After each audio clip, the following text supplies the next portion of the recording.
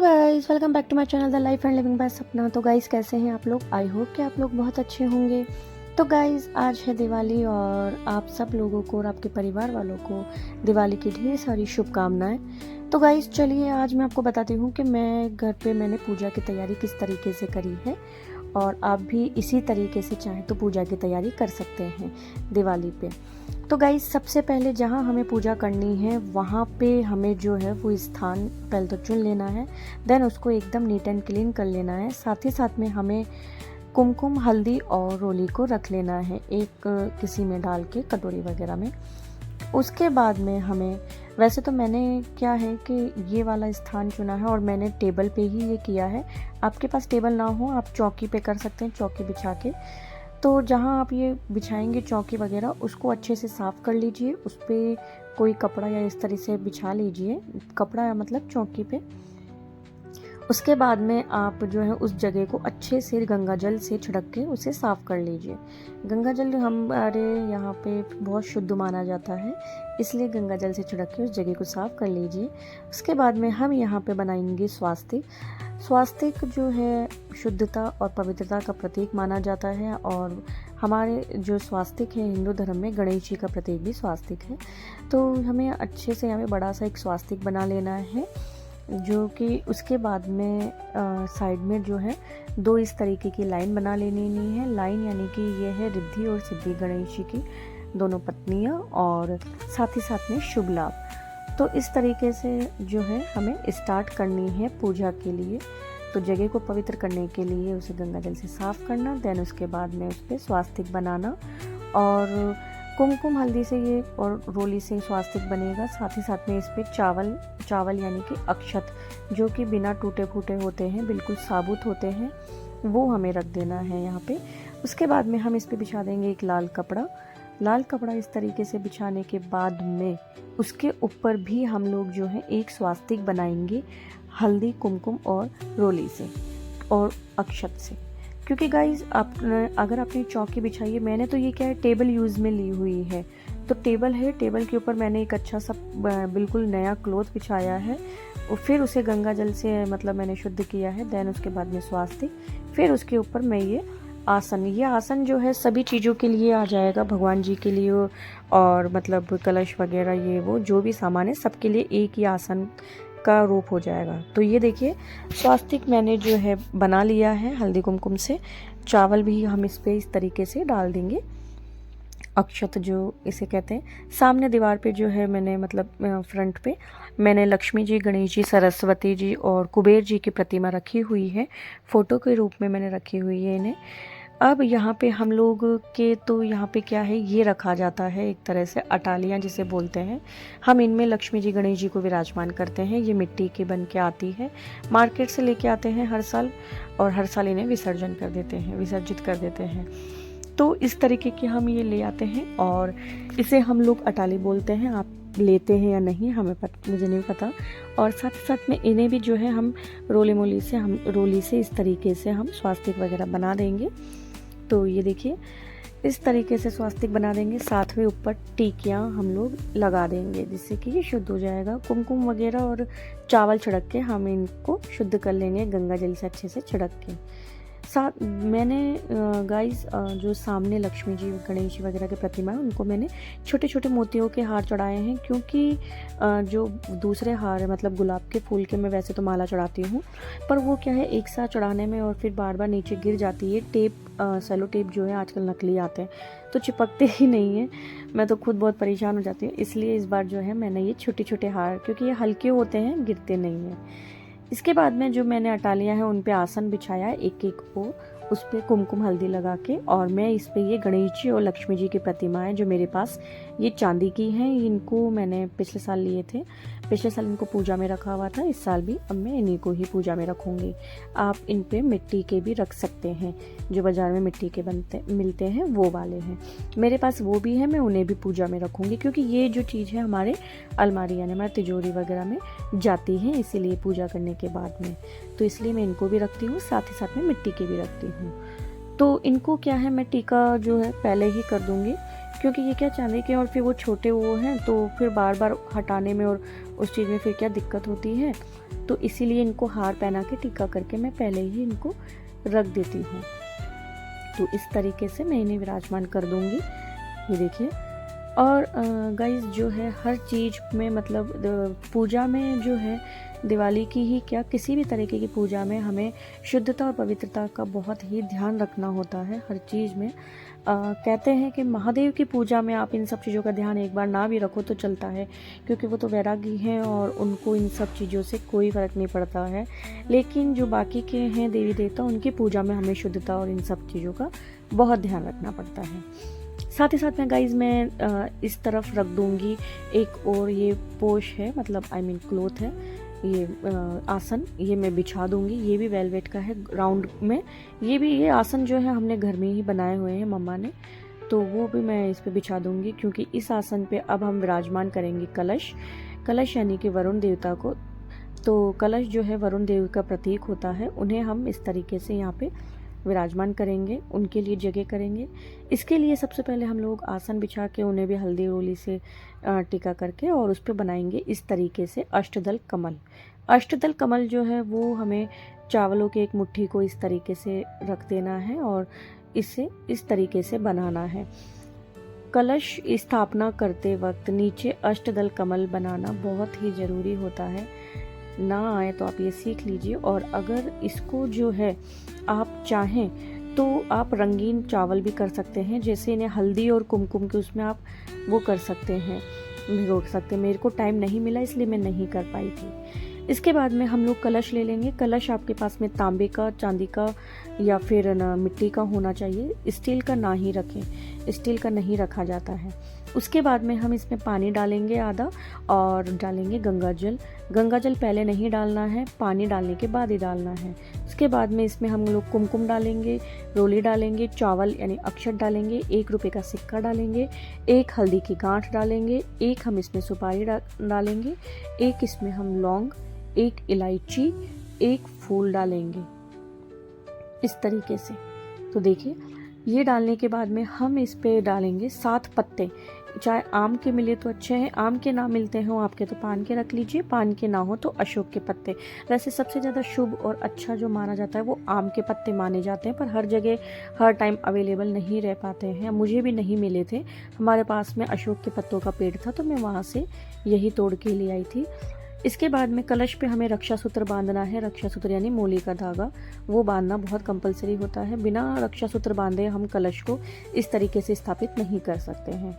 और जो पत्ते हैं उन पे भी हल्दी कुमकुम का टीका करके उन्हें रख देंगे। साथ ही साथ में जो ये नारियल है वो हमें रखेंगे। नारियल को भी हम टीका करके और स्वास्तिक बना के ही रखेंगे और उसे भी रक्षा सूत्र बांध देंगे। नारियल जो है उसका मतलब एक जो होता है आँख वाला सिरा और एक होता है उसका साइड वाला, उसको ऊपर की तरफ। आप वैसे तो हर पूजा में अलग अलग टाइप से मतलब 2 तरीके से ये रखे जाते हैं, एक ऊपर की तरफ और एक जहाँ जो पूजा कर रहा है उसके मुख की तरफ भी नारियल रखा जाता है। कलश पे हम लोग जो है स्वास्तिक बनाएंगे और स्वास्तिक बना के नारियल को रख के इस तरीके से हम लोग विराजमान कर देंगे। उन पे हम लोग वस्त्र चढ़ा के, वस्त्र के रूप में आप ये रोली मोली का धागा, रोली का धागा या ये वाइट कलर का ये जनेऊ टाइप का धागा चढ़ा के और उनमें आप गुलाब का फूल चढ़ा के इस तरीके से रख देंगे। अब लक्ष्मी जी की पूजा है, लक्ष्मी जी बिना विष्णु जी के तो बैठ ही नहीं सकती, तो मैं हर दिवाली पे विष्णु जी को भी लक्ष्मी जी के संग ही बिठाती हूँ, क्योंकि विष्णु जी को साथ बिठाना, उनकी पूजा करना लक्ष्मी जी को अति प्रिय है। इसीलिए नीचे की तरफ गाइस मैं जो है छोटे छोटे आसन बिछा दूंगी, उन पे जो है ये लक्ष्मी जी गणेश जी को विराजमान कर दूंगी। ये भी हमारे तिजोरी में ही हम रखते हैं। इस तरफ जो है एक और मैं आसन बिछा दूंगी इस तरीके से। यहाँ पे अभी हम कुछ चीज़ें रखेंगे। लक्ष्मी जी की पूजा में 9 ग्रह नहीं बनाए जाते हैं, उनकी जगह पे हमें ये 9 धान रखने होते हैं।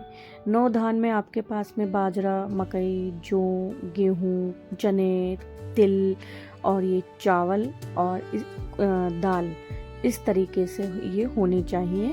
9 धान जो होते हैं ये एक एक धान एक एक ग्रह को समर्पित होता है। जैसे गेहूँ सूर्य को है, तिल जो है शनि महाराज को है। इस तरीके से सारे जो है उनको हमें धान को रखना होता है। और हर एक दान पे हमें तिलक लगा के हल्दी कुमकुम से और गंगा जल छिड़क के साथ ही साथ में रक्षा सूत्र इस तरीके से बांधना होता है। ये सारी चीज़ें जो आप हैं पहले ही कर लेंगे पूजा के वक्त में, ये सब जो है हमें करने को नहीं मिलता। पूजा के टाइम पे जो है हमें हर एक चीज़ पे, वहाँ पे जितनी भी चीज़ें आप पूजा के लिए रखेंगे सब पे हल्दी कुमकुम अक्षत और रक्षा सूत्र बांधना अनिवार्य होता है, तभी वो पूजा कहलाती है। मैं ये सारी चीज़ें पहले दिन में ही करके रख देती हूँ। अब इस तरफ हम रखेंगे एक और इस तरीके का आसन, और यहाँ पे हम लोग करेंगे लक्ष्मी जी के हाथ में जो कलश होता है, यानी कि लक्ष्मी कलश जो है एक तरह से, जिसे हम लोग ये कहते हैं अन्न धन के भंडार वाला जो कलश होता है, जिससे ये पैसे, इस तरीके का आप डेकोरेशन वाला ये बना के पीस ये भी रख सकते हैं। अगर सिक्के नहीं हो आपके पास में तो आप इसे नोट से भी बना सकते हैं, 10-10 के नोट, 20-20 के नोट, या जो भी नोट है आपके पास में।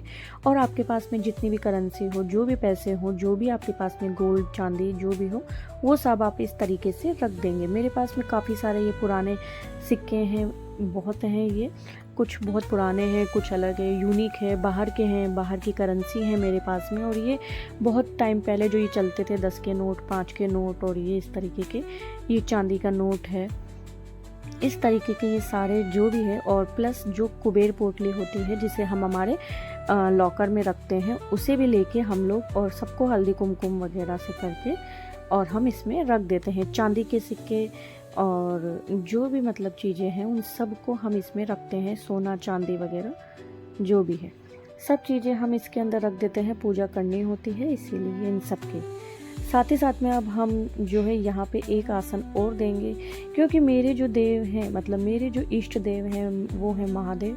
मैं महादेव जी को बहुत मानती हूँ, उनको बहुत पूजती हूँ। और लक्ष्मी जी, मतलब लक्ष्मी जी के साथ जो बैठे हैं विष्णु जी, और विष्णु जी जो हैं उनके हृदय में विराजमान होते हैं हमेशा महादेव। और विष्णु जी जब हैं तो फिर महादेव ना आए ऐसा तो हो ही नहीं सकता। तो मैं खुद भी जो है महादेव को बहुत पूजती हूँ, और मेरे महादेव इष्ट देव हैं, तो उन्हें और उनके जो शिवलिंग है जिनको मैंने घर में स्थापित ही करा हुआ है, और महादेव जो खुद को, इनको मैं जो पूजा में ज़रूर बैठाती हूँ, तो उन्हें भी मैंने आसन दिया था। साथ ही साथ में अब जो है मैं घी का अखंड ज्योत के लिए घी का दीपक जलाऊंगी। उसके लिए मैं जो घी है वो घर में ही बना हुआ यूज़ करती हूँ, बाहर मार्केट का यूज़ घी नहीं लेते हैं गाइस हम लोग, क्योंकि उसमें बहुत सी चीज़ें मिलावट होती है। इसीलिए जितना हो सके शुद्धता का ध्यान रखना है, शुद्ध चीज़ें ही लेनी है, घर से बनी हुई मोस्टली तो। हालांकि आजकल हर चीज़ में मिलावट आती ही है गाइस, क्या कर सकते हैं, पर फिर भी जो भी आपके हाथ में हो उतना तो आप उन चीज़ों का ख्याल रखें। बाकी तो जो है ऊपर वाले को पता ही है, आप अपने मन से जो करते हैं सब अच्छा करते हैं। तो अखंड ज्योत जलाने के लिए हम दीपक जो हैं उनको भी इस तरीके से रोली मोली से हम लोग और अक्षत से इस तरीके से हम लोग वहाँ पे करके पूजा और रख देंगे। दीपक यानी कि अग्निदेव, तो अग्निदेव को भी पूजना होता है गाइस। तो इस तरीके से घी से भरा हुआ दीपक हम लोग रख देंगे। और ये देखिए, इन्हें सब जितने भी यहाँ पे मैंने दिए हैं, एक एक दिए को एक एक भगवान जी के उसमें रखा है मैंने, उनके आगे एक एक छोटे छोटे दीपक जो हैं वो रखे हुए हैं। और दीपक के अंदर भी देखिए मैंने हल्दी कुमकुम का और चावलों का मैंने अक्षत का वो डाला है इस तरीके से। ये जो अखंड जो दीपक है ये संपूर्ण देवी देवता 33 कोटि देवी देवताएं होते हैं गाइस। 33 कोटि देवी देवताओं के लिए, इन सब चीज़ों के लिए, सबके लिए ये एक दीपक है। बाकी जो है उनके छोटे छोटे दीपक मैंने भगवान जी के आगे रखे हुए हैं उनके नाम के। और बाकी संपूर्ण जगत का, संपूर्ण विश्व के जो दीपक, मतलब जो भगवान जी हैं, संपूर्ण पूरा यूनिवर्स जो है उनके लिए एक अखंड ज्योत है, सब इसमें आ गए। इसके बाद में हम लोग ड्राई फ्रूट्स वगैरह रख देंगे सारे के सारे, जो कि माँ को अति प्रिय है। और यहाँ पे हम ये जो पान के पत्ते हैं इन्हें भी हम लोग पूजा में रखते हैं। पान के पत्ते जो हैं इन्हें आगे से इस तरीके से कट किया जाता है, पीछे से इनकी डंठल इस तरीके से कट किया जाता है।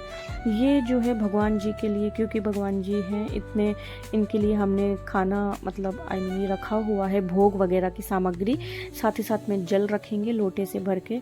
तो उसके बाद में मुख, मतलब जिसे हम बोलते हैं माउथ फ्रेशनर, तो उसके लिए जो है ये पान रखा जाता है।